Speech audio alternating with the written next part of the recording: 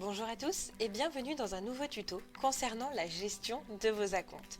Après l'activation et les paiements en ligne, vous allez pouvoir du coup gérer vos acomptes et voir où est-ce que vous en êtes au niveau des paiements en ligne.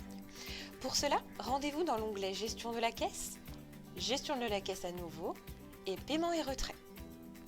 Vous arriverez sur une page avec mes paiements en ligne, mes retraits et mes données bancaires. Ce qui va nous intéresser dans un premier temps, ce sont mes paiements en ligne.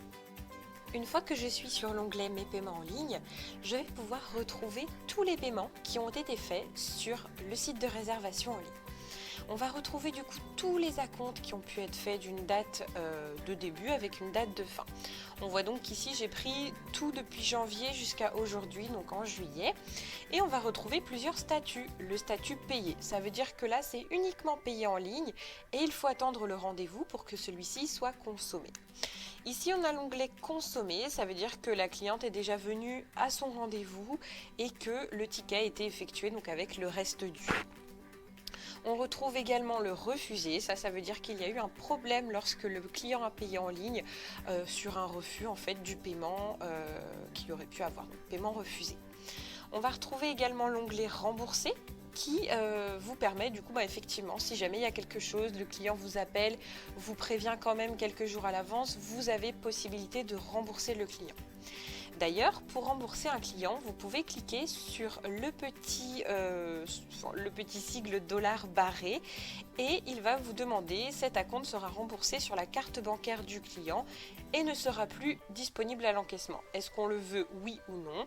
En fonction, on clique sur ce que l'on souhaite. Je vais vous montrer maintenant comment à l'encaissement vous pouvez récupérer les acomptes. Pour cela, rendez-vous dans l'onglet encaissement et on va retrouver une cliente qui a payé son acompte. Donc je prends Madame Bougard et je vais pouvoir du coup arriver sur son compte.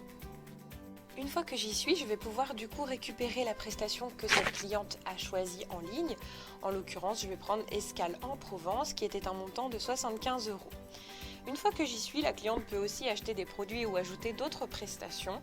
Et moi, pour l'instant, la cliente n'a fait que ça. Je vais pouvoir passer au règlement. Et là, il m'est indiqué qu'un acompte de 22,50 € est disponible pour ce client. Est-ce que je souhaite le passer sur ce ticket? Je peux dire oui ou non. Je dis oui et il ne me reste plus que 52,50 € à faire régler à la cliente. Il ne nous reste donc plus qu'à choisir le mode de règlement et celui-ci passera en carte bleue dans votre chiffre d'affaires pour le comptable. On se retrouve dans une prochaine vidéo pour savoir comment retirer votre argent.